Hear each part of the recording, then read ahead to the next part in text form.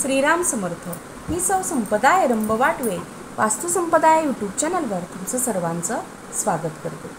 आज मी तुम्हाला वायव्य दिशेबद्दल विशेष माहिती सांगणार आहे आणि वास्तु टिप देखील सांगणार आहे। आपल्या वास्तुतील वायव्य दिशा बिघडली तर संतती होण्यामध्ये समस्या निर्माण होतात। रेत जाण्याचा जो मार्ग असतो त्यामध्ये ब्लॉकेजेस येण्याची संभावना असते ही दिशा बिघडली तर। वायव्य दिशा बिघडली तर संसर्गजन्य आजार देखील होऊ शकतात। HIV, कोरोना किंवा चिकनगुनियासारखे आजार देखील होण्याची संभावना असते। घरामध्ये हलक्या कानाची व्यक्ती असणे किंवा घरातील लोकांमध्ये मनभेद असण्याची देखील संभावना असते ही दिशा बिघडली तर। जाता जाता मी तुम्हाला एक छोटीशी वास्तु टिप सांगते।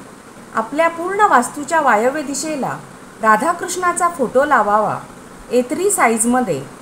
त्यामुळे पती पत्नीमधील आपापसातील संबंध चांगले राहतात। अशाच नवनवीन टिप्ससोबत पुन्हा भेटूया पुढच्या व्हिडिओमध्ये। तोपर्यंत माझ्या चॅनलला लाईक, शेअर आणि सबस्क्राईब करायला विसरू नका। तोपर्यंत श्रीराम समर्थ।